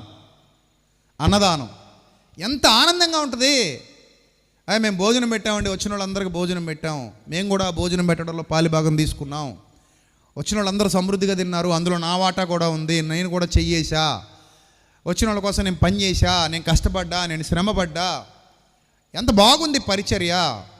ఇక్కడ ఏమీ అల్లరి లేదు, ఇక్కడ ఏమీ గొడవలు లేవు, ఇక్కడ ఏది ఎదుటోని చెడగొట్టే వేదిక కాదు. ఇది ఎదుటోని చెడగొట్టే వేదిక కాదు. అందుకే పొద్దున్న జాన్విస్లీ అని చెప్పారుగా, ఈ పోడియం నాకు చాలా ఇష్టపడి చేయించుకున్నాను. నేను చాలా ఇష్టపడి అది ఇలా ఈ డిజైనింగ్ అంతా చెప్పి నీట్గా ఇలా ఉండాలి, నాకు ఇలా కావాలి, ఇలా కావాలి. అసలు ఎంత అద్భుతంగా, ఇంకా బాగుండాలి. బట్ నో టైం ఉండటం అయితే ఇంకా అద్భుతంగా దీన్ని తీర్చిదిద్దేవాళ్ళం. ఇంకా పొద్దున్న జాన్విస్లీ గారు వచ్చేసాడు, అన్నయ్య ఇంకా పెట్టేయాలి బాగోదు అన్నట్టు తెచ్చిపెట్టేశారు. లేకపోతే ఇంకొక 1 వీక్ టైం ఉంటే ఇంకో రేంజ్లో ఉండేది. నెక్స్ట్ చూద్దరు కానీ. సో అందుకే నేను ఇలా డిజైన్ చేయడానికి కారణం ఇదే. అక్కడ జీసస్ అని పేరు రాయించింది కూడా అందుకే. జీసస్ అని పేరు దీని మీద పెట్టి సింబాలిక్గా చూపించాలన్నట్టు చేసాం. ఇది సింబాలిక్గా 2 దేవదూతల రెక్కలు, ఇక్కడ యేసుప్రభు వారి పేరు, ఆనాటి నిబంధన మందసం ఏ రీతిలో ఉండేదో, ఎక్కడ వాక్యం ఉండేదో ఇప్పుడు సింబాలిక్గా చూపించడానికి ఎక్కడి నుంచి వాక్యం వెళ్తుంది కదా. మరి ఎక్కడ నేను మాట్లాడినా, ఎప్పుడు మాట్లాడినా ఎక్కడి నుంచే కదా మాట్లాడతాను. ఇంకా ఇక్కడ అయిపోయిన తర్వాత పట్టుకెళ్ళి మళ్ళీ చర్చిలో పెట్టేస్తాం, అక్కడ మాట్లాడతాను. ప్రభు చిత్తమై రాజమండ్రిలో దేవుని మందిరం కట్టాలని ఆశపడుతున్నాం. త్వరలో మందిర నిర్మాణం ప్రారంభిస్తాం. రాజమండ్రి ఎక్కడైతే ప్రవీణ్ పాడాల్ గారి మరణం జరిగిందో ఆ ఏరియాలోనే మందిర నిర్మాణం మొదలవబోతోంది త్వరలో. ఒకవేళ ప్రభు చిత్తమైతే ఈ సంవత్సరమే పునాది వేస్తాం. అక్కడ చక్కటి మందిరం కట్టడానికి స్థలం తీసుకున్నాం. దాదాపు 1 ఎకరంలో కట్టబోతున్నాం. 1 ఎకరం పైనే తీసుకుంటున్నాం. సో అక్కడ ఒక అద్భుతమైన మందిర నిర్మాణం చేయాలి. అక్కడ కూడా ఇలాంటిదే ఉంటుంది మళ్ళీ. అసలు యాక్చువల్లీ ఈ టైప్ ఆఫ్ ఈ డిజైన్ ఇంకా ఐఫర్ గార్డ్ వారు శాశ్వతంగా దీని మీద పేటెంట్ తీసేసుకుంటారు. ఇంకా ఈ రెక్కలో ఇది ఈ ఎంత అద్భుతంగా ఉంది చూసారా, లైవ్లో సూపర్ కనబడుతుంది. మామూలుగా స్క్రీన్ మీద చూడండి ఎంత బాగుందో. ఇంకొక వారం టైం ఉంటే ఇంకా బాగుండేది. అంటే ఇప్పుడే బాగుంది, ఇంకా బాగుండేది అనమాట. సో అంటే దేవుని యొక్క వాక్యం ప్రకటింపబడుతూ ఉంటే అది ఒక అద్భుతమైన హృదయానికి అదొక దానం. అదొక దానం. మన ద్వారా ఈ కార్యం జరుగుతుందంటే ఎంత ఆనందంగా ఉంటుంది, ఎంత సంతోషంగా ఉంటుంది. పండగ అంటే పక్కోడి జీవితంలో నవ్వు చూడాలి. పండగ అంటే పక్కోడు గొంతు కోసేసేది కాదు. పండగ మనతో పాటు అందరూ బాగుండాలనుకోవడం పండగ. ఏమ రైట్ ఆర్ రాంగ్? అదే కదా, నిన్ను వలే నీ పొరుగు వాడిని ప్రేమించు. ఇప్పుడు పాత నిబంధనలో ఉన్న ఆ పండగ క్రొత్త నిబంధనకు వచ్చేసరికి ఏ రీతిగా ఉందో కొన్ని విషయాలు చూపించి నా మాటలు ముగిస్తాను. జాగ్రత్తగా అర్థం చేసుకునే ప్రయత్నం చేయండి. ఇంటికి వెళ్ళిపోయి, అంటే ఇంటికంటే మీ ఇంటికి, అక్కడికి అక్కడ బోర్డు రాసాను చూసావా, మీ ఇంట్లో చెత్త ఎక్కడ పడితే అక్కడ పడేస్తారా? పడేయరు. ఎక్కడ పడేస్తారు? డస్ట్బిన్లో పడేస్తారు. మరి ఇదేంటిది? మన ఇల్లు అని రాశాను. చదివారా? తెలుగులోనేనా రాసింది? అర్థమైంది అందరికీ? అర్థమైంది. బాత్రూముల దగ్గర కూడా పెట్టారు అలాగా. ఏం పెట్టారు? మీరు వెళ్ళేటప్పుడు బాత్రూమ్ ఎలా ఉండాలనుకుని వెళ్తారు? దరిద్రంగా ఉంటే లోపల అడిగెడతారా? మరి ఎలా ఉంటే లోపల అడిగెడతారు? మరి బయటకు వచ్చేసిన తర్వాత ఎలా వస్తారు? బయటకు వచ్చేటప్పుడు దాన్ని ఏం చేసి వస్తారు అంటున్నాను. అందుకే అక్కడ ఏమి రాశాం? మీరు వెళ్ళేటప్పుడు శుభ్రంగా ఉండాలనుకుంటున్నారు కదా, మీలాగే ఇంకొకడు కూడా అలాగే అనుకుంటాడు. మీరు ఇదే బాత్రూమ్కి మళ్ళీ రావాలి, అది గుర్తెట్టుకోండి అని రాశాం. అంటే ఇలా రాస్తే తప్ప కొంతమందికి ఎలాగో బల్బులు, ఫిలిమెంట్లు రాలిపోయిన బల్బులు ఉంటాయి కొన్ని. ఇలా రాస్తేనే అమ్మ కరెక్టే కదా, ఇది పాయింటే అనుకుంటారు వీళ్ళు. కాబట్టి పరిసరాలు శుభ్రంగా ఉండాలి, మనతో పాటు అందరూ హ్యాపీగా ఉండాలి. అది పండగ అంటే. ఈ సత్యవాక్య పండగల్లో మనతో పాటు అందరూ హ్యాపీగా ఉండాలి, మనతో పాటు అందరూ సంతోషంగా ఉండాలి, మనతో పాటు అందరూ దీవెనాశీర్వాదాలు పొందాలి. అది నిజమైన భక్తి జీవితం అంటే. నేను ఒక్కడనే బాగుండాలనుకోవడం కాదు, మీరందరూ బాగుండాలి, మీరందరూ వాక్యం వినాలి, మీరందరూ వాక్యంలో ఎదగాలి, మీరందరూ దేవుని దీవెనలు పొందాలి, మనసు ప్రశాంతత రావాలి. నేను దేవుని సన్నిధికి అంత దూరం వెళ్ళినందుకంటే హ్యాపీగా అనిపించింది, నిజమైన పండగ కళ్ళారా చూశానని అనిపించాలి మీకు, అని అనిపించాలి. అది ఇక్కడ జరిగేది. అర్థమవుతుందా? రైట్. ఇప్పుడు ఈ కోతకాల పండగ, ఫల సంగ్రహపు పండగ, ఈ పండగల యొక్క పరమార్థం ఏమిటి అంటే 3 విషయాలు మనం నేర్చుకున్నాం. ఒకటి నైవేద్యం, కృతజ్ఞత. మూడోది దానం. నైవేద్యం, కృతజ్ఞత, దానం. ఈ 3 మనం దృష్టిలో పెట్టుకుంటే ఇప్పుడు క్రొత్త నిబంధనకు వచ్చిన తర్వాత యేసు ప్రభు వారు ఒక పదప్రయోగం చేశారు. మత్తయి సువార్త 9వ అధ్యాయము 35 నుండి చూద్దాం. మత్తయి సువార్త 9వ అధ్యాయము 35 నుండి చూద్దాం. మత్తయి సువార్త 9వ అధ్యాయము 35 నుండి.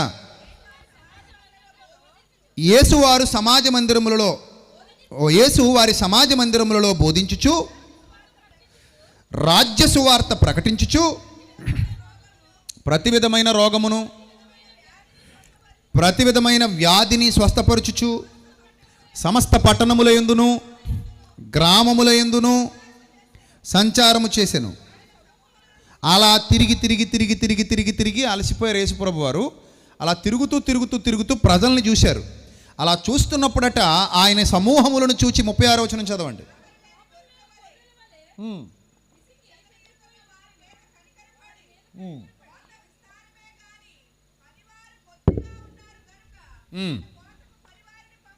అది ఇప్పుడు ఇప్పుడు కోత పండగ ఆగిపోయిందంట. ఏమైందటమ్మా? కోత విస్తారంగా ఉందంటే చాలా పెద్ద పండగ చేయాలంటే ఇప్పుడు మనం కోత పండగ గట్టిగా చేయాలట. ఎందుకు? కోత ఎలాగుందమ్మా? విస్తారంగా ఉంది. ఇప్పుడు కోత పండగ, వారాల పండగ, పెంతెకొస్తు పండగ. పెంతెకొస్తు పండగ రోజునే వచ్చాడు ఆయన. ఎవరు? పరిశుద్ధాత్ముడు ఎంట్రీ. ఎక్కడి నుంచి? పరిశుద్ధాత్ముడు ఎక్కడి నుంచి వచ్చాడు చెప్పండి? పరలోకం నుంచి వచ్చాడు. అప్పటి వరకు ఎక్కడ ఉన్నాడు పరిశుద్ధాత్ముడు? శాశ్వతంగా పరలోకంలో. ఇప్పుడు శాశ్వతంగా ఎక్కడ ఉంటాడు? భూమి మీద. వచ్చేసాడు అక్కడి నుంచి. ఎంట్రీ ఎప్పుడు? కోత పండగ, కోతకాలం. సింబాలిక్గా ఉంటాయి బైబిల్లో అన్నింటికి. ఒకదానికి లింక్ ఉంటుంది బైబిల్. ఆ లింక్ చూడాలి. కోత విస్తారంగా ఉంది. కోత విస్తారంగా ఉంది. పని వాళ్ళు ఎంతమంది ఉన్నారు? కొద్దిమందే ఉన్నారు. కానీ ఇప్పుడు మరి ఎంతమంది కావాలంట? చెప్పాలమ్మా, ఎంతమంది కావాలి? కోత విస్తారంగా ఉన్నప్పుడు పనివారు కూడా ఎలా కావాలి? విస్తారంగా కావాలి. అందుకని ప్రభు వేడుకోమంటున్నాడు. ఏమనంటే, కోత పండగ జరిగించడానికి పనివారిని పంపమని కోత యజమానుణ్ణి వేడుకొండని తన శిష్యులతో చెప్పాడు. The lord of the harvest అని ఉంది చూడండి. Pray therefore the lord of the harvest. ఎందుకు? లేబర్ని పంపించమని అడగమంటున్నాడు ఇంగ్లీష్లో. కోతకు ఎవరు కావాలంట? పనివారు కావాలట. పనివారు కావాలి. దేనికి? హార్వెస్ట్ ఫెస్టివల్కి. కోతకాలపు పండగ. కోత కోస్తే పండగ. కోత కోస్తే ఏంటమ్మా? పండగ. కోత కోస్తే ఏంటి? పండగ. ఫలాలు సంగ్రహిస్తే ఏంటి? పండగ.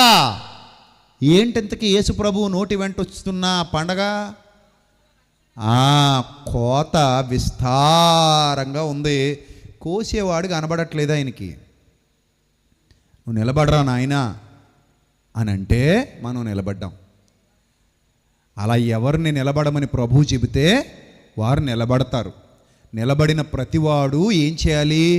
కనికరపడాలి. ఎవరిని చూసి కనికరపడాలి? జనాల్ని చూసి కనికరపడాలి. ఏంటి జనానికి ఏం కరువైంది? జనానికి అన్నం కరువైందని యేసు ప్రభు బాధపడలేదు. చదవండి అక్కడ. జనానికి అన్నం కరువై 36వ వచనం. జనానికి అన్నం కరువైందని ఆయన బాధపడలేదు. జనానికి బట్టలు కరువైనాయి అని బాధపడలేదు ఆయన. మరి జనానికి ఏం కరువైందని బాధపడ్డాడు ఆయన? అరే కాపరి లేని గొర్రెల వలె విసిగి ఏమైపోయారు వాళ్ళు? చెదరిపోయారు. చెదరిపోయిన వాళ్ళని చూసి యేసు ప్రభు కనికరపడ్డాడు. ఆ కనికరం మనలో ఉంటే మనం కూడా కోత పండగ చేస్తాం. కోతకాలపు పండగ. ఏంటి కోత? కోత కొయ్యి. విస్తారంగా ఉంది కోత. కొయ్యాలి. ఆ కోతకు ఎవరు కావాలి? పనివారు కావాలి. ప్రతి పనివాడు ఈ కోత కాలంలో కోత కొయ్యాలి. కోతకాలమందు నిద్రించువాడు. సామెతల గ్రంథం చదువుకున్నారు కదా ఇందాక. సామెతల గ్రంథం 10వ అధ్యాయం 5వ వచనంలో చదువుకున్నారు కదా. కోతకాలమందు నిద్రించువాడు ఏ కుమారుడట? వాడు సిగ్గుపరుచు కుమారుడు. కోత కొయ్యి. అనేక మందిని సత్యంలో నిలబెట్టు. పాపం నుండి విడిపించు. వ్యసనాల నుండి విడిపించు. మోసం నుండి విడిపించు. అబద్ధం నుండి విడిపించు. కష్టపడు, శ్రమపడు. వారి దుఃఖాన్ని తొలగించే పనిలో నిలబడు. దాని కొరకు పరిచర్యలో వాడబడు. అది దేవుని పిలుపు. ఈరోజు ఆ పిలుపును అందుకున్నాం గనుకనే కోతకాల పండగ పెట్టాం. ఇది కూడా ఒక రకంగా ఏ పండగ? కోతకాలపు పండగ. అంటే సత్యవాక్యపు పండగ. ఆ సత్యవాక్యపు పండగే కోతకాలపు పండగ. ఎంత నుంచి ఎన్ని ముళ్ళు వేసుకుంటే ఇక్కడికి వస్తేనా ఆ ముడు అలా తెగుతుంది చక్కగా. ఇప్పుడు చెప్పండి, మనకు అర్హత లేదు పండగ చేసుకునే అర్హత? ఏం మాట్లాడతారు? నాకు అర్థం కాలేదు. పండగ చేసుకునే అర్హత అందరికీ ఉంది. మనది ఇంకా మంచి పండగ. ఇక్కడ బాగుపడే జీవితాలు ఉంటాయి, పాడైపోయే జీవితాలు ఉండవు. ఇక్కడ ఆలోచించే జీవితాలు ఉంటాయి, అజ్ఞానంగా పోయే జీవితాలు ఉండవు. ఇక్కడ వెలిగింపబడే వాళ్ళు ఉంటారు. చాలామంది మన సెమినార్లకు పడి ఏడిచేవాళ్ళు కూడా ఉన్నారులేండి. కానీ వాళ్ళకి తెలియదు కదా ఇక్కడ ఎంతమంది జ్ఞానంతో నింపబడుతున్నారు, ఎన్ని దీపాలు వెలిగింపబడుతున్నాయి, ఎంతమంది కట్టబడుతున్నారు, ఎంతమంది బలపరచబడుతున్నారు, ఎన్ని పడిపోయిన మందిరాలు తిరిగి లేస్తున్నాయి, ఎంతమంది ఉజ్జీవింపబడుతున్నారు, ఎంతమంది ప్రార్థనలో గడుపుతున్నారు, ఎన్ని దైవాత్మ సంబంధమైన సంగతులు తెలుసుకుంటున్నాం. ఇవి అర్థం కాదు కొంతమందికి. కానీ అర్థమైన వాడు అనుకుంటాడు, ప్రభువా ఈ పనిలో నన్ను కూడా పాలిభాగస్థుడిగా పాలిభాగస్థురాలిగా చేసినందుకు నీకు కృతజ్ఞతా స్తుతి స్తోత్రములు చెల్లిస్తున్నాను, దేవుని నామానికి మహిమ కలుగునుగాక అంటాడు. అంతే కదా మరి. కాబట్టి ప్రియమైన దేవుని సంఘమా, కోత విస్తారముగా ఉందట, పనివారు ఏం చేశారట? తక్కువగా ఉన్నారట. ఈ విస్తారమైన కోత బాధ్యత మనం తీసుకోవాలి. నేను ఒకటే చెప్తాను, 3 విషయాలు. ఒకటి కృతజ్ఞత. ఏంటి కృతజ్ఞత? దేవుని ఎడల కృతజ్ఞత ఉండాలి. ఆయన లేకపోతే నాకు ఈ స్థితి లేదు. నాకున్న స్థితి ఏంటి? నువ్వు రక్షణ పొందావంటే ఎవరి వల్ల? రక్షణ కూడా పంట చేతికి వచ్చినట్టేగా, అంతేనా? రక్షణ అంటే ఆశీర్వాదం కదా, రక్షణ అంటే దీవెన. ఆ రక్షణ ఆశీర్వాదం మనం పొందుకున్నాం. దేవుడు నన్ను రక్షించాడు, గొప్పదైన రక్షణను నాకు అనుగ్రహించాడు. రెండవది కృతజ్ఞత తర్వాత నైవేద్యం. ఈ నైవేద్యం దేనికి? దేవుడు తింటాడా? దేవునికి నైవేద్యాలు తీసుకొచ్చేవారు వాళ్ళు. దేవుడు తిన్నాడా? ఎవరు తిన్నారు అవన్నీ? ఎవరైతే బేదలు ఉన్నారో వాళ్ళకి పంచారు. నా మందిరములో ఆహారం ఉండునట్లు అన్నాడు, చూశారు? ఈ మందిరంలో ఉన్న ఆహారం ఎవరి కోసమో తెలుసా? పరదేశులకి, బేదలకి, యాజకులకి. దేవుని యొక్క ఆలోచనలో ఎప్పుడు దానం ఉందండి. దేవుడు ఎప్పుడు దానానికి వ్యతిరేకం కాదు. ఆయన దానగుణం గలవాడు, దానాన్ని ప్రోత్సహించేవాడు.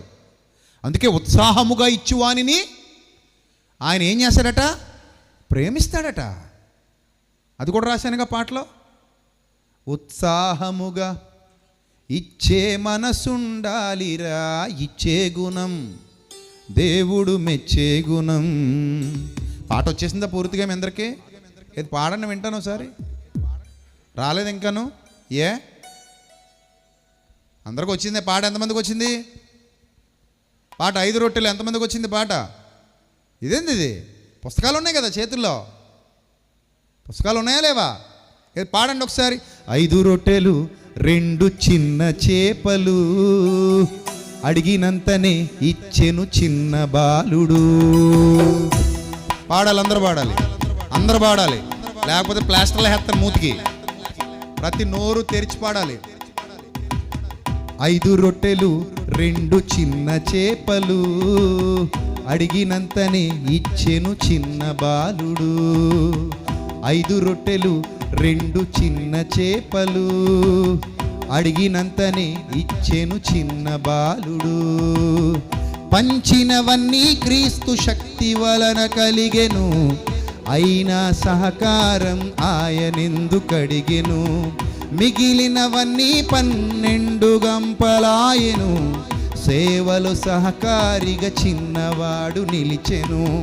సత్క్రియ నేర్పించే పాఠం ఇది సోదరా, ఉత్సాహముగా ఇచ్చే మనసుండాలిరా.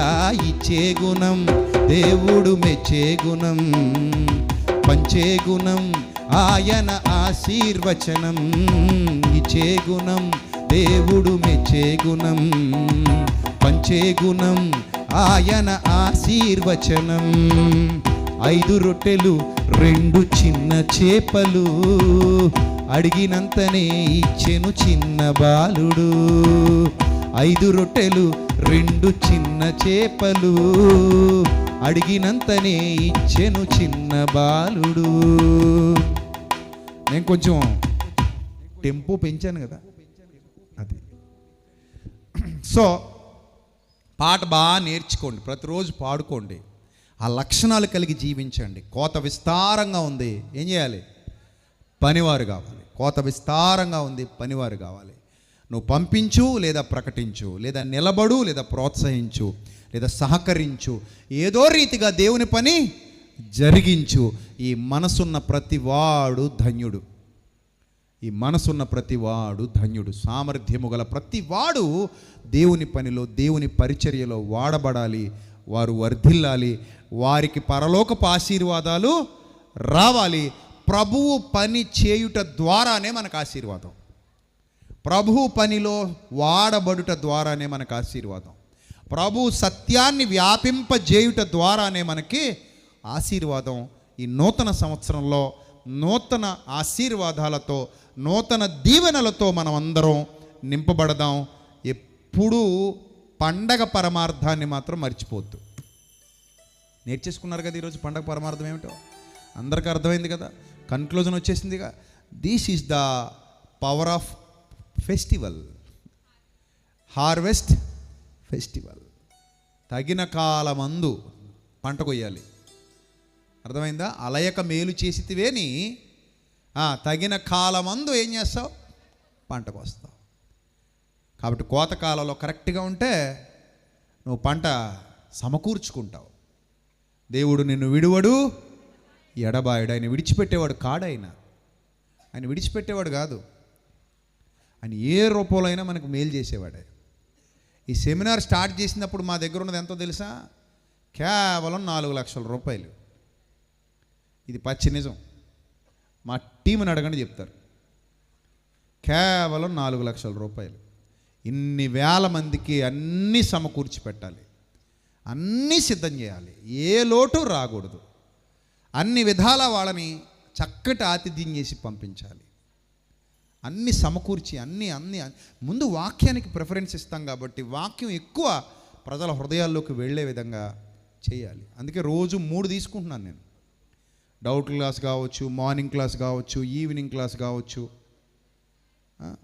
సో ఇలాగా ఈ వాక్యం ప్రకటించాలి అనే తపనతో నిలబడినప్పుడు కొంత కంగారు పడ్డారు పిల్లలు. నేను అన్నాను, ఏం కంగారు పడకండి, ఇది దైవ కార్యం, దేవుడే జరిగించుకుంటాడు అని చెప్పాను. ఆయన పిల్లల్ని అలా తీసుకొచ్చి కూర్చోబెట్టాడు.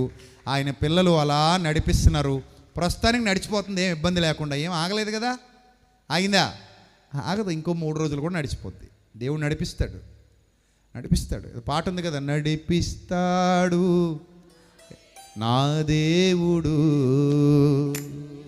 శ్రమలోనైనా నన్ను విడువడు, అడుగులు తడబడిన అలసట పైబడిన, అడుగులు తడబడిన అలసట పైబడిన, చేయి తట్టి వెన్నుతట్టి చక్కటి ఆలోచన చెప్పి, చేయి పట్టి వెన్ను తట్టి చక్కటి ఆలోచన చెప్పి నడిపిస్తాడు నా దేవుడు, శ్రమలోనైనా నన్ను విడువడు, నడిపిస్తాడు నా దేవుడు, శ్రమలోనైనా నన్ను విడువడు.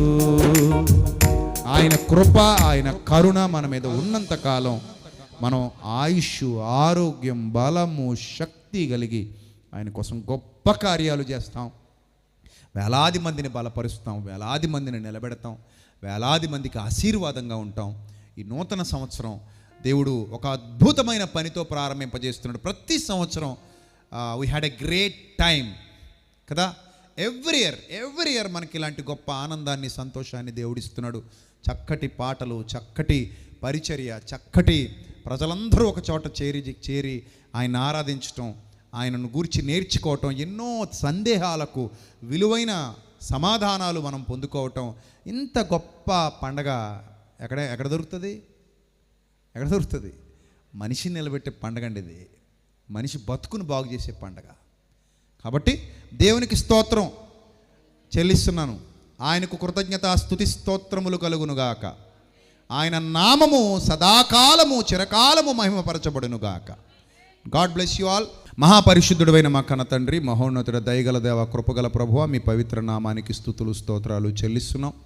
ఉదయకాలం నుంచి ఇప్పటి వరకు కూడా తండ్రి, మీ పిల్లలందరినీ తండ్రి బలపరిచి, స్థిరపరిచి, విలువైన జ్ఞాన సంగతులతో వారి హృదయాలు నింపినందుకు స్తోత్రం తండ్రి. అనేక ప్రాంతాల నుండి వేలాది మంది పిల్లలను ఈ ప్రాంగణానికి తోడుకొస్తున్నారు. వారందరూ చక్కగా సత్యమును విని గ్రహించినట్లు వారి హృదయాలు తెరుస్తున్నారు. కష్టపడగలిగే మంచి మనస్సాక్షి ఉన్నటువంటి బిడ్డల్ని మాకు అనుగ్రహించారు. మాతో పాటు ఈ పరిచర్యలో వాడబడుతున్న నా టీం, మా తమ్ముళ్ళు, మా చెల్లెమ్మలు, మా అక్కలు, అన్నలు, వారు ఎన్నో ప్రయాసాలు కోర్చి తండ్రి వారి కుటుంబాలను విడిచిపెట్టి ఇక్కడ కష్టపడుతున్నారు. స్వార్థము లేని పిల్లలు, ఏవి ఆశించని పిల్లలు, మీ పరిచర్యలో వాడబడుతున్న పిల్లలు, వారందరినీ దీవించండి. అలాగే లైవ్ ద్వారా వీక్షిస్తూ ప్రభా ఈ కోత కాలపు పండుగలకు, అనగా కోత విస్తారముగా ఉంది, పనివారు కొద్దిమందే ఉన్నారు. సత్య సువార్త ఈ ప్రపంచానికి ఎంతో అవసరం. మీ కుమారుని రాకడ సిద్ధపరచబడాలి, అందరూ దగ్గర కావాలి, అందరూ వారి హృదయాలు సంసిద్ధతతో ఉంచుకోవాలనే మనస్సాక్షి కలిగినటువంటి పిల్లలు అనేక ప్రాంతాల నుండి తండ్రి ఏ లోటు రాకుండా ఈ కార్యం ఘనంగా జరగాలని వారు గుప్పిలు విప్పారు. అలా ఇచ్చే గుణం కలిగినటువంటి వారిని మీరు మెచ్చారని నమ్ముతున్నాం. వారికి ప్రభా వారి లెక్కకు విస్తారమైన ఫలము రావాలని ప్రార్థిస్తున్నాను తండ్రి. ప్రభా వారి జీవితాలలో గొప్ప వెలుగులు నింపండి. వారు విత్తిన ప్రతిదానికి రెట్టింపు దీవెన ఆశీర్వాదం దయచేయండి. అలాగే తండ్రి మీ యొక్క సహాయము, సమాధానము ఎల్లప్పుడూ మాకు తోడుగా ఉంచండి. మీ కృప, కనికరం ఎల్లప్పుడూ మాకు తోడుగా ఉంచండి. ఫలభరితమైన ఆత్మీయ స్థితిని మాకు అనుగ్రహించండి తండ్రి. మీ సన్నిధి కాంతిలో మీ సన్నిధాన వర్తనులుగా నిలువబెట్టి నడిపించమని ఘనత, మహిమ, ప్రభావములు మీకు మాత్రమే ఆరోపిస్తూ ఈరోజు ఉదయకాలం నుండి మాకు వాక్యాన్ని అందించినటువంటి సేవకుల్ని, సేవకురాండ్రను కూడా దీవించి ఆశీర్వదించి, వారి పరిచర్యలను కూడా దీవించి ఆశీర్వదించి, అలాగే ఇక్కడకు సంఘాలతో తరలి వచ్చినటువంటి సేవకుల్ని, వారి సంఘాలని కూడా దీవించి ఆశీర్వదించి, వారి కుటుంబాలని దీవించి ఆశీర్వదించమని వేడుకుంటూ ప్రభువా ఈ దినము పరిచర్యలో వాడబడిన బిడ్డలను, వారి కుటుంబాలను కూడా దీవించి ఆశీర్వదించమని, అలాగే ముఖ్యంగా క్లీనింగ్ పనిలో ఎంతమంది పిల్లలైతే ఆ వాష్రూమ్స్ దగ్గర, ఇక్కడ ప్రాంగణాల్లో, క్లీనింగ్ పనుల్లో, వంట పనుల్లో కష్టపడుతున్నారో వారందరినీ కూడా దీవించి ఆశీర్వదించమని వేడుకుంటూ మీ కృప, మీ కనికరం ఎల్లప్పుడూ మాకు తోడుగా ఉంచమని, ఈ రాత్రి మీ బిడ్డలు సుఖనిద్ర పొంది మరల ఉదయకాలము లేచి అరుణోదయమును మిమ్మల్ని స్తుతించడానికి, అరుణోదయమున ప్రార్థనతో మిమ్మల్ని చేరుకోవడానికి ప్రతి బిడ్డకు మీ కాపుదల ప్రసాదించమని ప్రాధేయపడుతూ మా కొరకు రానైన ప్రభు అయిన క్రీస్తు పేరిట ఈ ప్రార్థన మనవులు సమర్పించి మీ వద్ద నుండి తిరిగి పరలోకపు జవాబు పొందుకుంటున్నాం మా కన్న తండ్రి. ఆమెన్. మన తండ్రి అయిన దేవుని ప్రేమ, కుమారుడు మన రక్షకుడైన క్రీస్తు యేసు వారి శాశ్వతమైన కృప, మనందరి ఆదరణకర్త అయిన పరిశుద్ధాత్మని అన్యోన్య సహవాసం కూడిన మనకు, లోకంలో ఆయనను ప్రేమిస్తూ ఆయన కొరకు యథార్థంగా బ్రతుకుతున్న ప్రియులకు పిల్లలందరికీ ఇప్పుడు ఎల్లప్పుడూ సదాకాలము తోడుగా ఉండి నడిపించునుగాక. ఆమెన్.